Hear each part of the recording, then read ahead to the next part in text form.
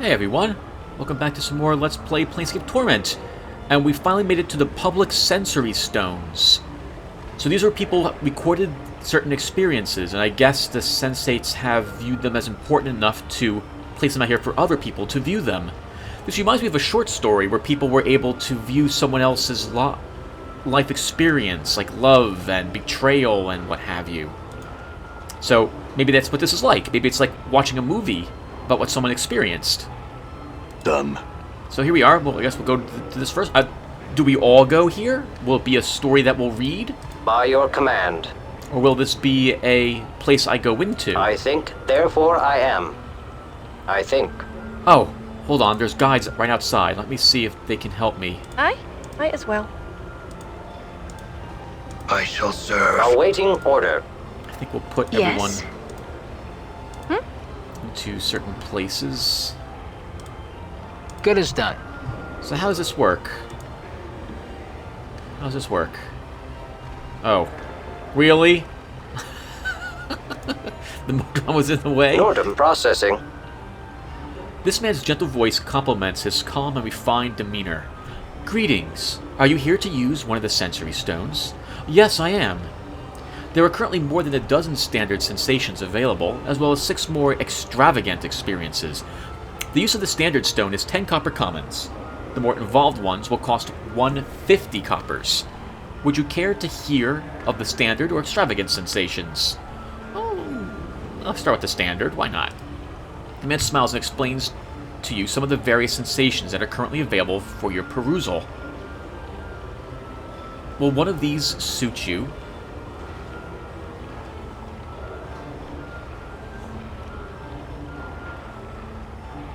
Tired Surrender will do. A good choice.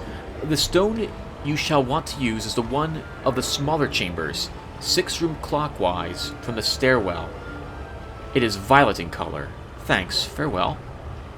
Affirmative. Did I pay him? I'm gone. Do I need a ticket? 1, 2, 3, 4, 5. This up here. This one. I'm gone. Mordom, I think you would be a good person to join me with this. You've been standing alone forever in that maze. This violet stone is the one that the clerk directed you towards.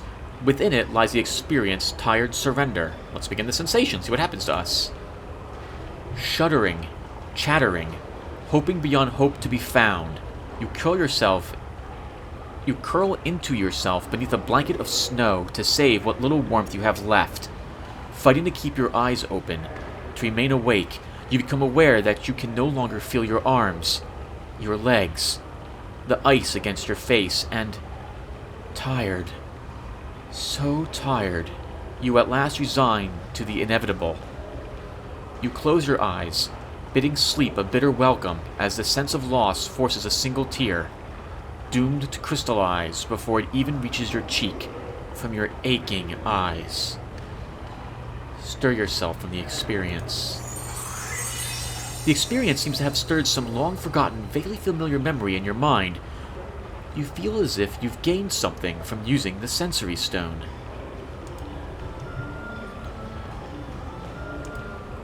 Wow.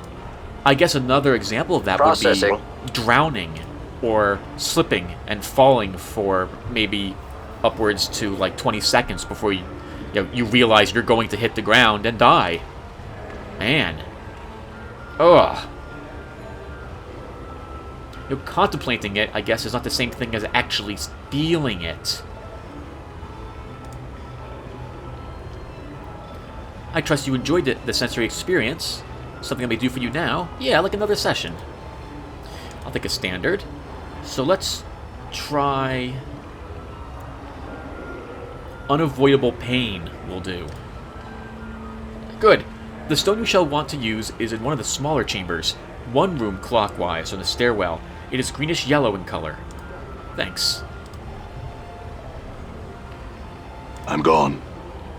Greenish-yellow in color. Oh. I'm gone. Clockwise. That will be this way. I'm Oh, gone. the first one. Oh, unavoidable pain. Alright then. We might as well take a look at all of them, right? Maybe they All will right. awaken something for me. This greenish yellow stone is the one that the clerk directed you towards. Within it lies the experience, unavoidable pain. Begin the sensation. The experience is a short and violent one, struggling with another, slightly stronger man on the edge of a blazing hot stream of molten lava. Your weapon hand is slowly, inexorably forced ever closer to the magma. Beads of sweat evaporate the instant they appear. The hair on the back of your hand blackens and smolders above the awesome heat. Finally, your howls of suffering echoing from the canyon walls around you. Your hand and the axe it holds plunges into the lava and chars to ash within a few agonizing seconds. The experience seems to have stirred some long-forgotten, vaguely similar memory in your own mind. You feel as if you gained something from using the sensory stone.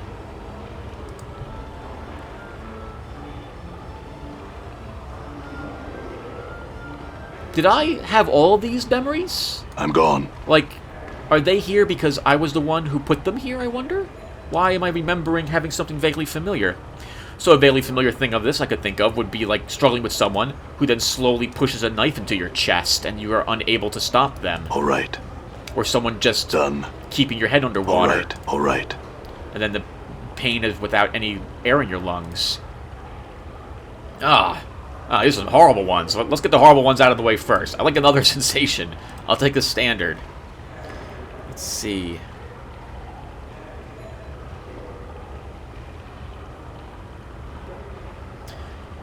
Tell me about some of the others.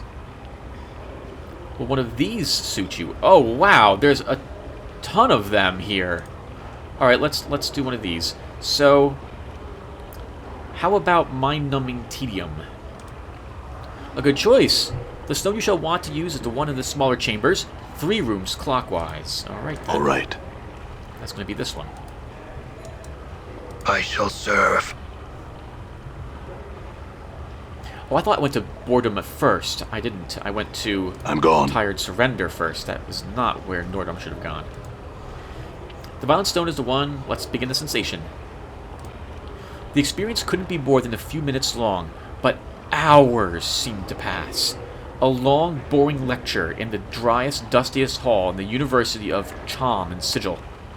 You look about the vast hall, hoping to catch someone's eye to pull a face at, but the other students are either asleep or staring listlessly into space. You drop your quill pen, pick it up, and drop it again, just for something to do. You consider stabbing yourself in the eye with it, just to see if your senses haven't been wholly numbed by the incredible boredom. Oh. This reminds me of various college lectures myself, where, yes, it was pretty bad. And as usual, we have a vague memory return to us. Oh, that reminds me. We leveled up, but didn't gain any. We didn't see what spells we have available to us. So we gained another 3rd level spell. I think another Axe of Torment will be good.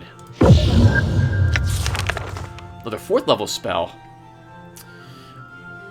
Let's try Confusion. Only 5th level spell we know. We really need a different 5th level spell.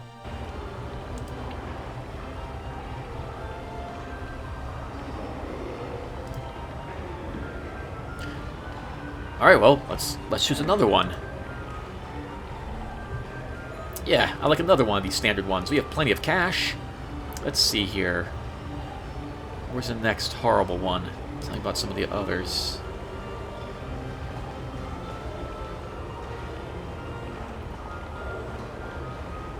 Festering Jealousy will do. A good choice. The stone you want to use on the 2 rooms clockwise. Yeah, let's get all the bad ones out first. Anna, you seem like a good person to be in here. I guess, yeah, so I guess my companions... So, okay, I thought for some reason this would take me, like, this would warp me to a new location. Not that this is bad. I love the descriptions of these. This light blue stone is... Okay, let's begin. Festering Jealousy. You feel your lip curl as the fair young hero, armor gleaming like a polished silver mirror, once again enters your tavern. Hanging his velvet cloak on a wall peg, he surveys your patrons with a pair of eyes like sea gems and a smile that sets the serving wenches swooning. You set the mug you're cleaning down and hrumph loudly, thinking of what it'd be like to turn him upside down and shove him into a rain barrel. All right. Shim, I guess, can't say, I'll pay for all of them. I'm gone. and just do that. Okay, well, jealousy is jealousy. You know, jealous of anyone for anything. So, I don't really have any desire to say something else that would work. Interesting, though, that they captured that feeling there. I'll take another standard. Let's do another standard one. Let's try Bitter Loathing. 3 rooms clockwise. All right. Oh! They must change what's available to you. Okay, I think I understand.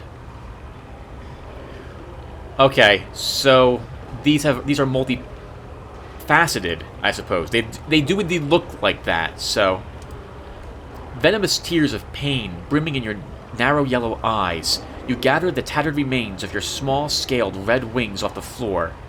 You humbly back out of Groba's study, gritting your needle-like teeth beneath sealed lips. Sure, you're only a Spinagon, least among devils, but that's no cause for a pit fiend to tear your wings off because he doesn't like the message you've brought him. What will your Galugan master do now? He certainly can't say anything to Groba, and what use is a Spinagon without its wings? You'll probably get cast into the pit of flame for incompetence. Vengeance out of the question. There's little to do but shake your clawed fist and hate Groba with all the loathing your hard little black devil's heart can muster. Oh man, wow. Okay, so yeah, that definitely wasn't our experience. Okay, so we've experienced things like this in our lives, and we are beginning to remember that we have felt all these emotions. And I guess someone just besting you at something, someone that you absolutely hated, and mocking you for it would Reiterate request. Would be another sensation like that. Alright, well, let's keep going. We'll take another standard, because they're worth $750 each. Let's see. Psychosis will do. One clockwise from the chamber. Okay, so all of these have 2 uses. We have to go to. You have to go to him in order to have these reset. It shall be done. The experience is a strange one, very disturbing. You've the point of a knife pressed to someone's throat, your hand clamped over their mouth, breath hot and heavy in their face. You begin to stab them, slowly. The knife dimples their skin and eventually breaks it. There is the hot rush of blood over your forearm, the sound of strangled respiration, a horrible sense of perverted glee, and it is over. Oh, God. Oh, we did that too, I see. I have a hunch we've done all of this stuff. Very well. I'll probably act as a guide for a little bit, fall from grace. Why not?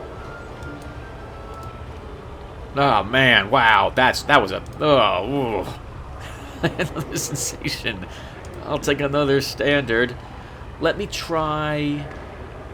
Let's break up this horribleness with sheer wonder will do. 4 rooms, okay.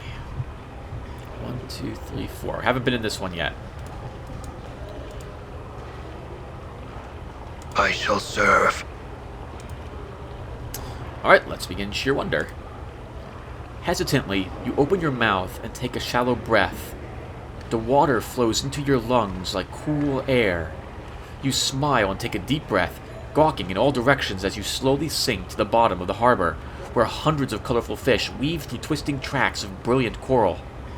As your feet touch the bottom, you peer up at the keel of your ship and laugh aloud with joy. A string of great bubbles shooting up toward the surface. Wow, that must be amazing. Oh man, learning you can breathe underwater or a spell that gave you that effect. That's awesome. Yeah? Sure, why not? I shall serve. And do your will be done. Hello, Sensei Guide. That one was much nicer. These are the nice ones. Let's try... Oh, Consuming Impatience. 5 rooms clockwise. 1, 2, 3, 4, 5. I, Nordum, Hey, Nordum. by your command. Alright, let's begin it. You stand debating with Amnes, the horribly slow, keeper of the Lion Key, as to whether or not your quest is important enough for him to relinquish the artifact into your care. The whole experience is an exercise in sheer torment. Each and every one of his words is followed by a significant pause. Each and every point he makes is reiterated time and again before he lets you speak. You present an argument, then wait and wait and wait while he makes his counterpoint, to which you shoot out a snappy counterpoint of your own. Then must wait yet again for another of Amnes's drawling, meandering, seemingly endless counterpoints. It's everything you can do not to simply lop the fiend's tusked head off and snatch the key from his twitching corpse.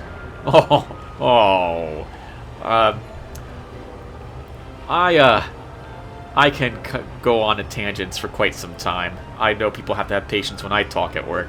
Let's start myself from the experience. 750. Yeah, I ramble on too long. I'm scatterbrained and absent-minded, which is that's a terrible combination to have when trying to talk about work stuff. All right. Especially code. Oh, woof. I'll get another sensation. Alright, let's take another standard. Let's try... Tender Love. Let's finish up this pages. 2 rooms clockwise, light blue. Your will be done. Done. Alright, Stone. Ready. Right. Right. Let's begin Tender Love. Your eyes are closed. You can sense yourself standing on the tips of your toes, pressed against someone tightly. Soft, soft lips brush against yours, giving you the most gentle of kisses. Your heart seems to flutter in your chest, and you feel as if you could fall backward and simply float off into space. Aww. All right. Very pleasant. You know, I guess these are pretty good. Like if you're depressed, well, maybe you can just come in here. Or depressed. If you're sad, right, you can come in here and just experience one of these things. This would actually be really useful if we had something like this. You know, well, we never will, but if you could, it would help people relate to things. Have some more empathy. I think that would be really, really cool. Look at another standard one. Let's try Supernatural Lust. Alright. So this one. 7 rooms clockwise. We haven't been up there yet. Done. 1, 2, 3, 4, 5, 6. This one. These ones must be the super ones, I suppose, or the extravagant. All right. I guess we'll see what those are soon. Let's begin Supernatural Lust. You find yourself coupling with a succubus, a creature of such intense, otherworldly beauty that even her fiend's horns and thrashing tail give you no pause. She grasps under you your desire. Oh, wow, I'm messing this up. She gasps under you. You desire her so completely that the whole of your existence seems focused towards this single goal. As your life explodes from you in starry bursts, you hear the delighted laughter of the succubus as she drains you dry, leaving your body but a soulless husk. Woo-woo! Well, what a way to go. Hey, you know, it occurs to me, if you've got... Oh! No, I'll keep such thoughts to myself. Let's go ahead and... Let's do another one of these. Hello, I have another question. I'll take another standard. That was a standard? I'm surprised there's not a line out the door for that one. Tell me about some of the others. Let's do Complete Bafflement. Oh, I completely missed that one. I was just clicking, not reading. We'll do this again. Oh, it was the same room. No, let's go back and just go back. Oh. I can't help but notice that people are definitely walking into this sensory area. Hello. Sensory stone. Let's begin this one. You awake from uneasy dreams to find yourself transformed in your dank lair into a rather small, four-limbed, fleshy thing. You're lying on your shellless, as it were wholly unprotected. And when you lift your tiny head, unadorned with its usual sensory antenna, a little you can see with your pinkish belly, partly covered in soft curling hairs, quite unlike the black bristles you're accustomed to seeing there. Your only two legs now jut from the end of your torso, rather than from up around your abdomen. They look thick and ungainly in proportion to your body, and lie there limply, making no attempt to right you on their own. Only by actively concentrating can you move the things. What has happened to you?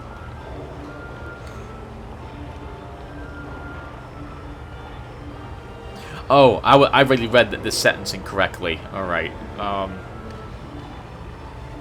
The second sentence in particular. You know what? I'm going to redo this one. Let's redo this one, everyone.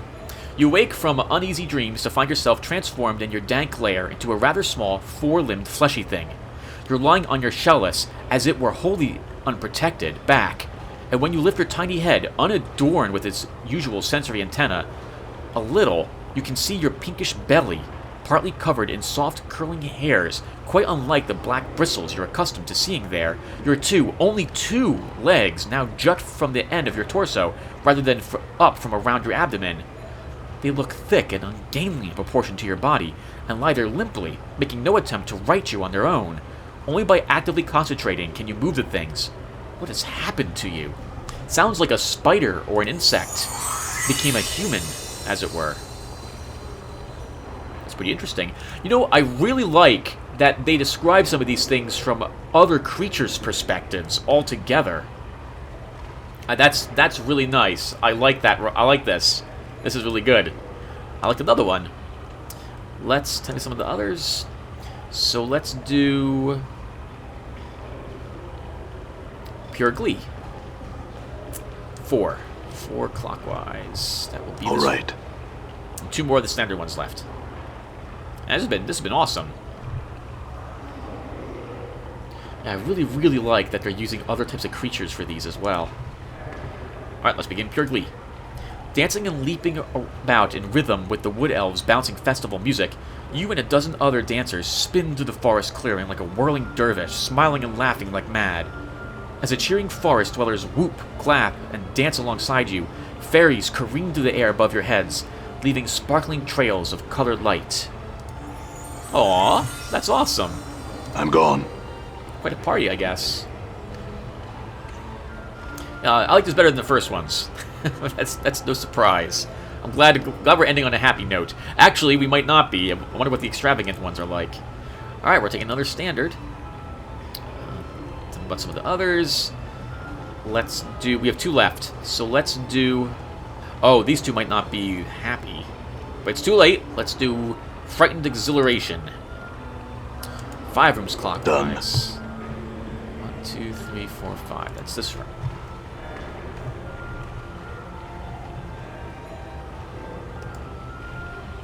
Alright, let's begin it. You twist your head to look up at the large contraption strapped to your back. A set of 4 bat-like wings extend from out of it, each made of leather pulled taut over wicker frames. From the precipice you're perched on, Dilgiar's flying fortress appears as but a tiny speck suspended in the blue-gray sky, miles away across nothing but empty air. This is how everyone travels on the plane of air, they said. It's easy.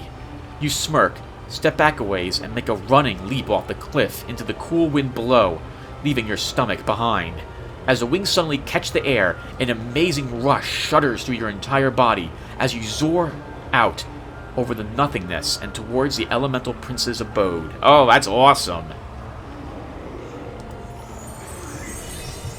I'm not one for such exhilaration myself. I'm not really gonna... Well, I like going to other places, but throwing myself off a cliff... Well, I'll do anything once, or All most right. things once, but oh, whew, gotta be really brave to do something like that.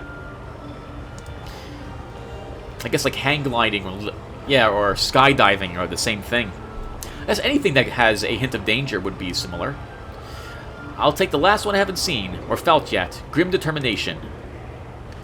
6 rooms clockwise. That will be this one.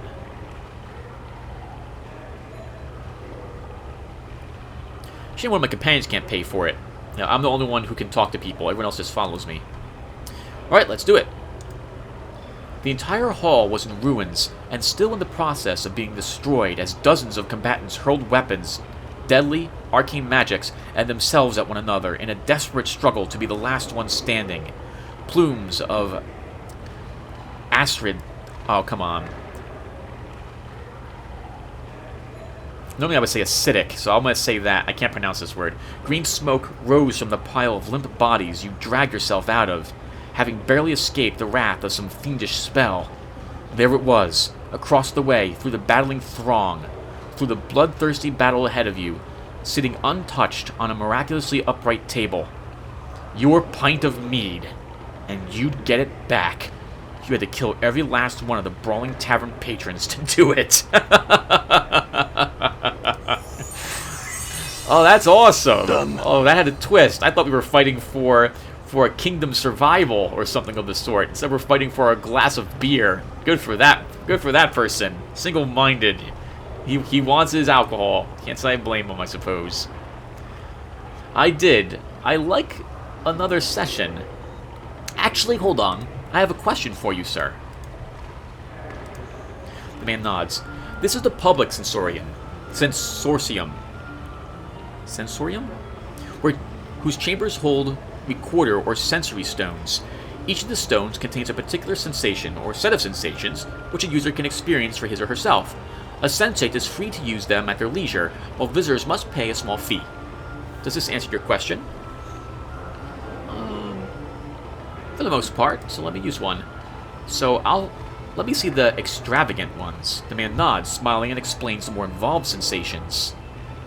Horrible regret, shock and a rise to seething vengefulness, slowly dawning horror, indescribable frustration, a vastly important secret, philanthropy. These all sound pretty bad.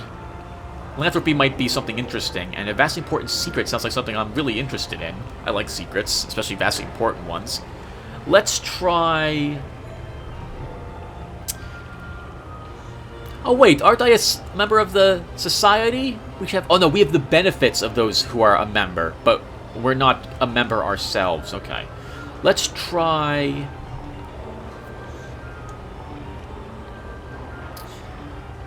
Indescribable frustration. 3 rooms counterclockwise. 1, 2... Well, that's going to be this room. I wonder, since these are more expensive, if we get more experience for these. Maybe these will actually unlock real memories for me, besides just vague recollections. Alright, on Indescribable Frustration, here we go. You can see it now, the crown of Hephion. I'm sorry. You can see it now, the crown of Hephon, gleaming upon a marble pedestal. No more than 20 strides away it is. With it, you could wrest control of the armies of Athenopolis away from your treacherous brother and restore your father's kingdom. A fool your wretched brother was. You smiled grimly at the thought, to leave the king's only daughter alive, thinking she could do no harm. Oh, good for her! Good for her! Let's see if she wins. A sound! The creak of leather sandals, the softest hiss. Over there, by that third pillar. She was close now. Palathe, the Medusa, jealously guarding the crown her servants had stolen for her so long ago. Crouching behind a wide pillar, you wrap your hand tightly around your trusted thrice-blessed javelin. With your helm of swiftness and the 100-mirrored shield, even a beast such as Palathe would be no match for you. Any moment now, she would round the pillar and meet the sight of you, Even if she turned away from the shield, your javelin would surely find her throat. Suddenly, there is a gentle touch on your shoulder. You gasp, spinning around to face, of course, the Medusa. Accepting the inevitable, you only have time to lose a piercing cry of frustration before your lungs and every other part of you solidifies into cold gray stone.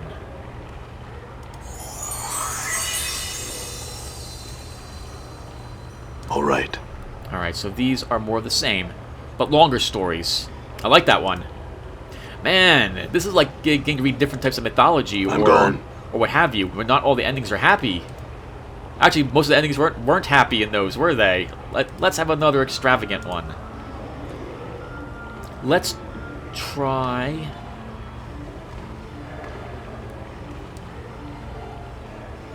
Lanthropy. Or lycanthropy. Oh man, I'm saying lanthropy. Lycanthropy. Wonderful. The stone you shall want to use is the one of the larger chambers, one room clockwise. Oh, counterclockwise. Lycanthropy. Oh my goodness, Lanthropy. What the heck? Hello, stone. Alright, let's do it. Suddenly aware that the hour has almost come, you leap from your bed and run flying from your cottage and into the surrounding woods. Stumbling in the dark, you come to a small moonlit clearing, the one you had found last week and decided to use tonight. You hastily strip off your clothes, sit in the long grass, and wait. You close your eyes, listening to the steady chirp of crickets, the throaty croaking of bullfrogs in a nearby creek, the rustle of the grass as the wind caresses it. What would someone think, seeing this through your eyes, experiencing this moment, and what was next to come?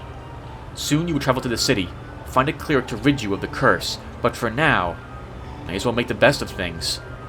You rub your hands together with anticipation, grinning like a bearded, fire-haired giant of a madman, sitting naked and alone in a forest clearing in the dead of night.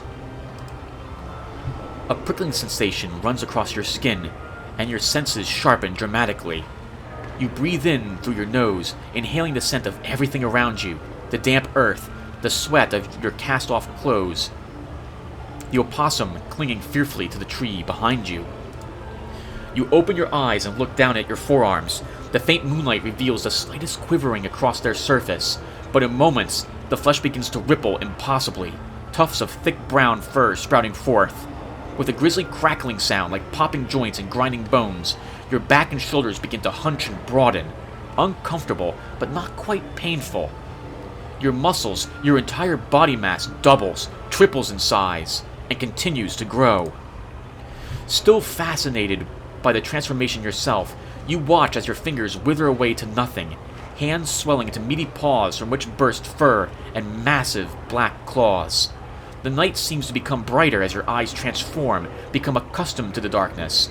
A wide muzzle comes into view, and you touch your wet, snuffling nose delicately, chuckling to yourself. Next time, you think, you'll have to stare into a mirror or pond as the curse takes effect. Watch your face warp and change, losing its familiar shape to become a bear's. Soon it becomes difficult to concentrate upon anything but your more basic urges. Food would be good right now. Yes. Food. Perhaps you'll get lucky and find a nice fat catfish in the creek. You rise off your massive haunches with a hoof and begin to amble through the trees on all fours, heading for the water's edge. Oh, that was awesome! That was also kind of peaceful, as opposed to, like, running around murdering people, which is which has been my only experience with lycanthropy in Daggerfall. Of course, no one was walking around in town when you were a werewolf, which made it hard to kill people. What you needed to do in order to keep yourself fed, I think is how that worked. I'll take another extravagant. Let's take Horrible Regret.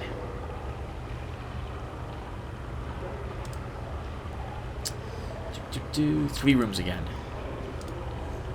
All right. Oop, sorry, good sir. You're gonna be in the way again, aren't you? You going back to the succubus? You're going back to the succubus. That guy just can't get enough of that room. Can't say I blame him. Let's begin the sensation. You stand on the deck of your flagship, the Divine Hammer, as it floats over the continent of Argihem, held aloft by the winds of magic. The very landscape roils and shudders beneath the bombardment of your fleet. 1,000 ships, cannons, and bombards hurling their sorcerous fire down like vengeful gods.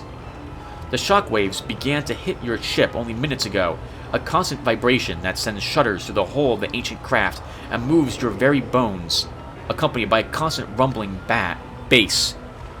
As the land's mountains begin to sink and the seas that surround it begin to boil off into the atmosphere, your first officer comes to stand beside you. "My Lord Admiral, permission to speak freely, sir." You nod your acquiesce, your stomach sinking as you guess his question. "My lord, forgive me, but how? What gives us the right? 1,000,000,000 lives." You speak without turning to him, unable to take your eyes off Rumos, the nation's vast capital city, as it vaporizes into a cloud of superheated gases 12 miles across and growing ever wider. If you only knew the full treachery of the Agorites, First Officer Felm, one which is beyond most any man's comprehension, then you would know. You would speak of our right to annihilate them. We've no right to let them live. "But sir, traitors, all of them? Surely among the hundreds of thousands, how many innocent—" "Silence! Speak it no more! Our king has spoken. His will be done. The task set to us is a horrible one, not fit for contemplation or questioning. There is no room for pity, no room for remorse, only duty." The two of you stand silently for a time, watching the last minutes of Agahim. At long last you sigh, a long stuttering exhaltation that sounds as if something has broken inside of you. Beneath the brazen plate that covers the ruined half of your face, your dead eye begins to weep. "Foul, my friend, I would have you understand. I know now, as I look down at what I have wrought here, that were I to think upon what I have done, what I have truly done, I would be struck mad. A deed such as this, the anguish would overwhelm, destroy me. So, First Officer Falm, it must be that there are no innocents in Argaheim. No mothers, no children, no people. Only traitors, vile, cunning traitors, who deserve no less than the full brunt of our most holy king's wrath. Do you understand this?" "Yes, my lord." "Good. Now go. I wish to be alone here." "By your command, Lord Admiral." Falm bows his head and returns below deck, leaving you to stand over the end of a civilization. Oh, all right. Man. I could never do something like that. Oh, Done. God. Well, who could? Well, I guess lots of people. If you, no, I don't want to get into it. That's a full of philosophical questions and rhetorical stuff, and no, I don't. Nope. I understand his train of thought. You can't dwell on it. You can't think that what you're doing, right? No way. You just committed genocide. Oh, God. And that's captured here for other people to experience that, too. Man. Holy crap. They probably should multi-layer these things, because some of these contain multiple multiple sensations. Alright, let's do shock and arise to seething vengefulness. 2 rooms. I'm gone. Oh, it just occurs to me, we're going to spend like 1,000 copper? No. Close to it, but not quite that much. So, let's see what shock and arise to seething vengefulness is like. You stand somewhere in the nether regions of the plains, a sweltering place where the ground is beaten copper and the sky is of brass. Here, the bodies of sinners, petitioners in this horrid place, are rolled amongst iron brambles and bronze scorpions until their bones are fine gray dust. You squint at the horizon, the bone dust rising with putrid-smelling gusts of wind that carry with them the sound of agonized moaning. There is nothing but flat, metallic landscape as far as the eye can see. The dust is everywhere, in everything. It stings at your eyes, coats the insides of your mouth with a pasty film. You spit, wiping at it with your finger, but it's of no use. The stuff's taste has fouled your mouth completely. You look down at the key in your hand. A minute platinum orb. And picture the man's face who solemnly swore to you the magical portal you just passed through, now gone of course, led to the green fields of Bitopia. Someone, by all the powers and their proxies, was going to pay for this one. Oh, wow. And this gentleman is directly in the doorway. Can you please get out of the way, sir? I will have to attack you. Please leave the hall, the door. All right. Can I get through you? Oh, thank All right. God. Okay. Alright, let's do another extravagant. So let's try Slowly Dawning Horror. One room. Okay. How did we experience, by the way? Oh, holy crap. We are nowhere close to leveling, everyone. Done. We need a lot of experience. Something like 350,000 experience, is that right? Holy crap, that is correct. 349,000...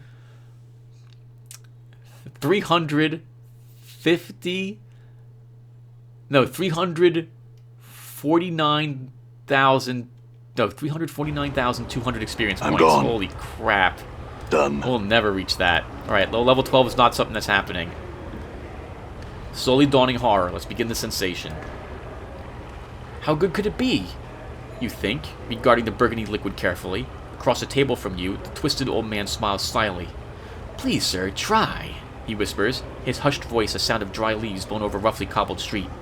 Thou shalt find it more than lives up to thine expectations, I am sure. You nod at him and lift the crystal goblet into the air, watching the light play through the crimson liquor. You'd come a long way for this drink, searched long and hard for this old man, and you'll be damned to let anything rush you now. The moment was to be savored. Oh no. You raise the glass to your lips, inhaling the stuff's aroma. The bouquet is light, sweet, intoxicating, almost dismally so. You've tried countless drinks, written tomes about them, their flavor and smells, means of manufacture, in your journeys across the plains, but this stuff was supposed to be legendary. No living man you've heard or found had tried this stuff. The stories were ridiculous. Nothing could taste quite so good. But if there were the slightest bit of truth to them, this would be some fine liquor indeed. Oh no. At last, you drink of the goblet, a cautious sip. Incredible, indescribable. As the flavor washes over your palate, you fight the urge to shudder with delight. Nothing you have tried in all your long years has tasted quite like this. You look up at the old man, startled to find your glass empty. You had drank it all in a single draught. You wipe your eyes with the back of your hand, not entirely sure when you had begun to cry. Tears of joy, eh? Quite pleasing to the tongue, is it not? Wouldst thou like some more, perchance? He smiles at you once more. Yes, if I might.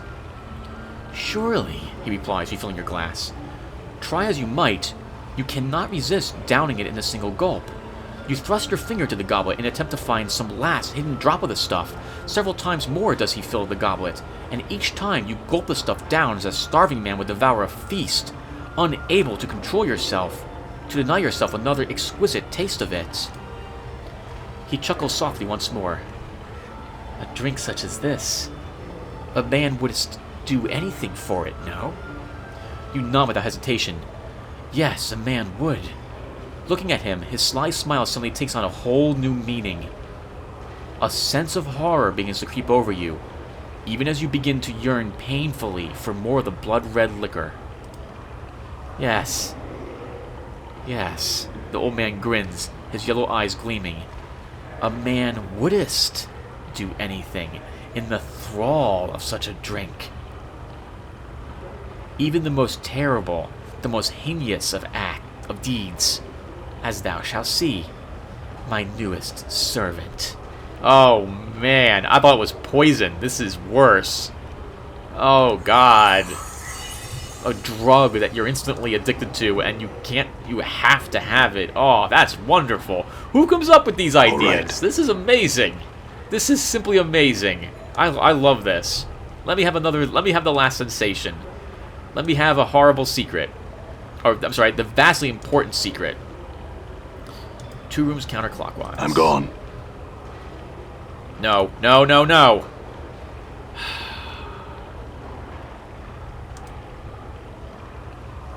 All right. I hate this person. Can he stay in the succubus room? Just keep hitting that sensory stone. This must be rich. Just keep putting it on your tab. I'm gone. He goes in here, looks at this one. Then he changes his mind and goes in here and goes back to this one again. That's all he wants to do. A vastly important secret. 6 Imperial servants rush ahead of you, swinging the golden doors of the Dragon Palace wide. Long live the Empress! They cry in unison. 1,000 years! Long live the Empress! 1,000 years! Beyond the threshold, dozens of loyal warlords, kings in their own right, drop to their knees, touching their heads to the floor in deference as you pass them en route to the Grand Imperial Throne. As you turn and face your minions, seating yourself upon the Imperial Throne, you allow a small, satisfied smile to creep across your carefully painted lips. There is but one thought in the forefront of your mind. That the body of the young Empress, Wu Sun Sha, lies broken at the bottom of the Well of Solitude, and that you, Bai Hua, a horse merchant's daughter, are at last poised to shake the Empire and the corrupt Wu dynasty to its very foundations. Oh, that's wonderful. That's like the story of an epic series of some sort. Oh, wonderful. All right, well, we're done with these. I'm pretty tired, All right. everyone, so I don't know. Maybe we'll do one of the private ones? We experienced all the public sensory stones. Hello, Splinter. How can you help me? I'd like to go. Show me to the sensoriums. Take me to the private ones.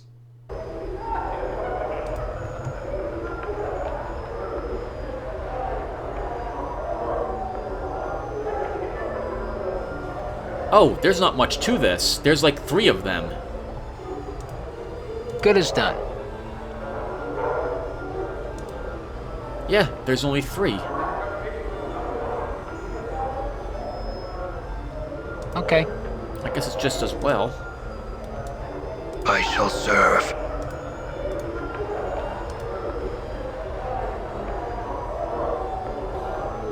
Why not? Affirmative. Affirmative. Alright, so we have a mage here. Here's Quell. This older man is chewing on something, muttering softly to himself. After a moment, there is a crack as he crunches down on the object in his mouth, then swallows it. His bushy, brassy white eyebrows furrow for a moment, rise, and then furrow again. Greetings, sir. Without so much as looking at you, the man reaches into his tunic, pulls out a puce-colored ball, regards it curiously for a moment, then pops it into his mouth. Is he trying to figure out how many licks it takes to get to the center of a Tootsie Roll pop? I say, greetings, sir. The man frowns and waves you away, then nods to himself thoughtfully as he savors the flavor of whatever he's put into his mouth. Sir, excuse me, I really have a question for you. The man smirks, bites his thumb at you, then abruptly pauses. His cheeks swell. With a violent gag, he spits up a large black fly which begins to buzz around the chamber. Minasaurian candies be damned, he cries, shaking his fist at the insect. He whirls on you. What? What do you know of Ravel Puzzlewell? He pops a small red candy to his mouth. Do you always... Oh, I can't pronounce this. Do you always... go about molesting puissant mage... Is that how you say that? Puissant mages with your ignorant prattle, babbling, blathering, chittering, chattering. The candy shoots from his mouth on chattering, flying in a high arc to land on the floor with a wet blip. He stares at it sadly. Oh, I'm Oh, yeah. Yeah, we'll be a jerk. We'll pick it up and eat it. You snatch up the candy and pop it in your mouth. Its taste is sweet and tangy. The mage's jaw drops. My delectably scrumptious Bitopian fruit candy. That was good. Can I have another? Another one? Another one? Of all the raw, blistering nerve! What makes you think you deserve another candy, you unmannerly, churlish dullard? Oh, come on. Just give me one. I'll give you nothing, and you'll like it! He plops a candy into his mouth for emphasis. So good. He swirls it in his mouth, his eyes closed as if he were wrapped with ecstasy. So delicious. Fine then, forget it. I shall. Forgotten it is, you scabrous rot-brained clattertrap. Now farewell. But I had some questions. I care not, you yeasty beef-witted pig nut. His eyes bulge out as he jabs his finger at you. Now off with you. Off with you! And do not return without being prepared to show the proper respect. Come bearing a tribute, a gift. He suddenly draws close and whispers from the side of his mouth. Candies or chocolate would be nice, but nothing common, mind you. Bring something exotic. Now be gone. Fine, I'll look around the ward for something suitable then. Updated my journal. I know what he wants. He wants the chocolate method that Vishrika has. Or Vishrika. All right. The Alu Fiend. Who's in here? There's a girl who's in here somewhere that we need to talk to as well. I don't see anyone. Well, let's use a Sensory Stone then. We're right here, so I guess we will start here. The sickly green stone is securely fastened to the pedestal it rests upon. The inscription beneath it reads, "The Messenger." As you touch the stone, its green exterior sharpens, clashing, its brightness becoming more than you can bear, so much so that you close your eyes to shut it out. Close your eyes, submerge into the experience. As you close your eyes, you begin to feel the skin along your arms becoming numb, as if all sensation is being bled from them. Tired. So tired. You try and blink, yet the darkness remains. Your lids feel soft and sluggish, unresponsive. You are sitting on what feels to be a dirt floor, and around you is the smell of coppery blood and herbs? Why are you here? You came here to what? Your memory fails you, but you feel a growing panic beginning to well up within you. Try to get your bearings. Ah, awake now, are you? A questioning all done? The voice is the old woman's, thick and scratchy. Oh, messed that up. As if it is trying to force its way past a thick layer of dust. Try as you might, you cannot open your eyes and see the woman, but you feel a shiver of fear. Something is wrong. Terribly wrong. You try to respond, but all you can manage is a ragged croak. You can't feel your tongue. And your eyes. What's wrong with your eyes? Well, listen. Now, a see me you did. A spoke you did, and poorly. So the price you have paid, The crone sounds amused, then her tone drops sharply. No more of your questions. Now you will listen. And you will remember my words, for in minding me, you shall live. She hisses. Nod if you hear me. Or another bit shall I take? Nod. Remember me, traveler. Remember me to a stone. One of the pretty glimmers in your festive hall. Use it like a cup. Pour what you feel into it. And know this. Remember me to a man who wears a skin of scars and tattoos, who seeks memories but has misplaced them. If smart he is, he will know the knowing of me. Tell him to find me Or if I am not to be found, tell him to come to the Glimmer Stone, and we shall speak, my precious man and I. The woman pauses, then hisses again. Nod, if you will hear me, ragged thing. Oh God, this is Ravel Puzzlewell, leaving a message for me.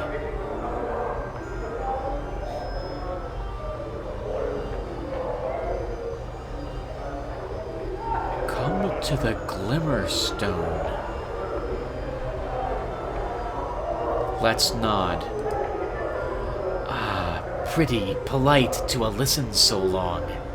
When he comes to the Glimmer Stone, tell the man to speak my name, and your pain shall not have been in vain. The crone's voice trails off as if distracted. You try to speak again, but there is only a sick gurgling noise. What happened? Who is this person? Why are you... And you begin to feel yourself slip into unconsciousness. Oh no, do I use this stone? I haven't looked at all the others yet. Ravel! Ravel, it is I! Updated my journal. There is silence. Ravel? Ah, my precious man. There is the slow shuffling of feet, and you feel a sharp pinprick in your left eye.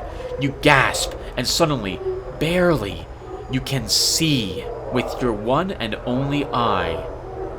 You lie in a gray hut upon a dirty floor where blood, your bright red blood, has seeped into the surrounding gray dust.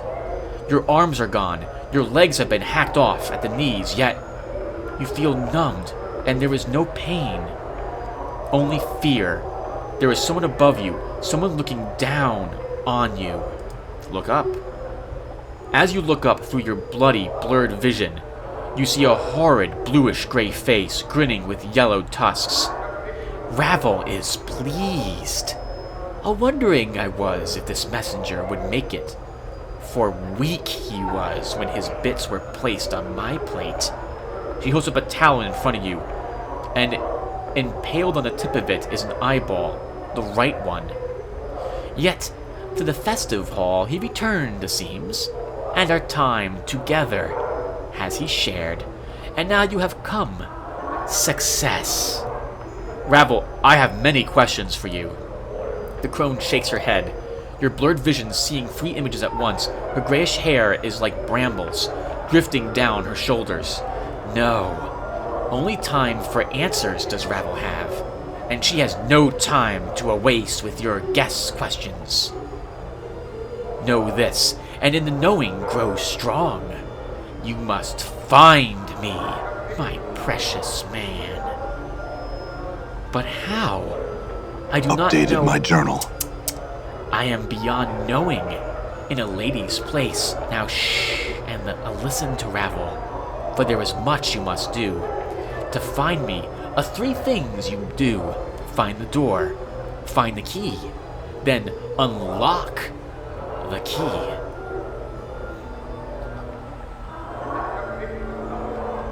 I must have had the key and the door with me when I was at the mortuary. The door must be in the mortuary, and I don't know what the key was. What did I have in my hand? Nothing. I had nothing on me when I entered this place, except for my tattoo.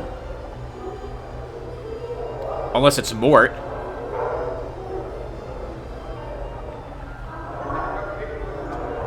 A key. To know of the key. Speak to one of the knowing ones. Many there are in the festive hall. Many. Yet only one there who knows the knowing of what the key is that you need. Loosen his tongue, and many secrets shall I spill forth. That must be the mage. Okay. When you say unlock the key, what do you mean? I already am guessing that I need to find out how to use the key to open the door. Knowing the key is not enough, so Ravel thinks. Knowing it and unlocking it, 2 tasks that must be joined, for at times a thing knows not its nature, but you are no stranger to that. Ravel cackles, a long, hideous cry that fills your ears with pain. And what door do you speak of? The door is not a finished thing, at least when I last gazed upon it. But in the passing of time, perhaps now well wrought it is.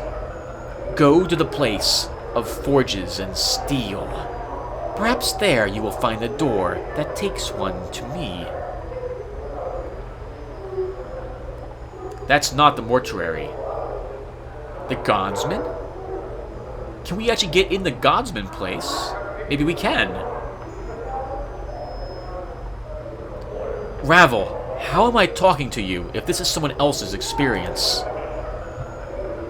Of stones and experiences and telling will Ravel do, but not the telling of how she speaks to you now. She speaks soothingly.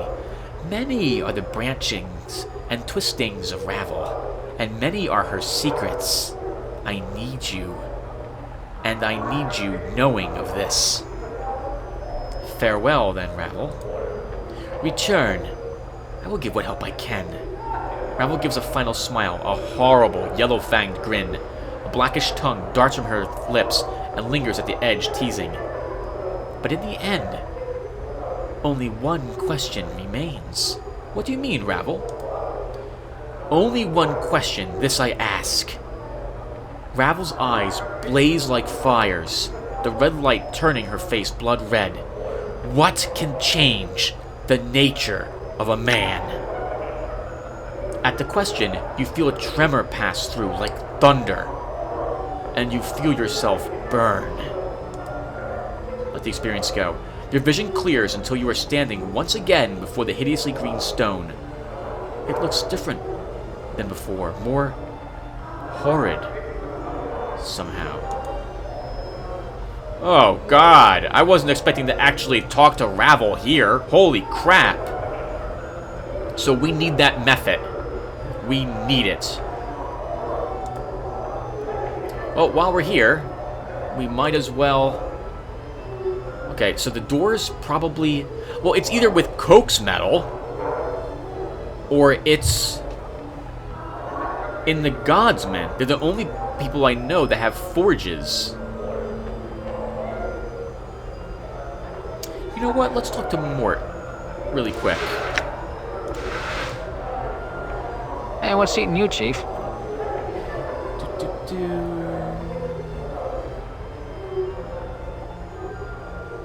I'll give you some advice. What do you think we should do next? Well, here's how I see things. Okay, so nothing else. Now we have his music too, so it's kind of distracting. Alright, everyone, you know what I'm going to do? I'm going to stop the recording here. When I come back, I'll be back at this location with the chocolate method. And I will see you guys then. So thank you for watching, and I will see you next video. Take care.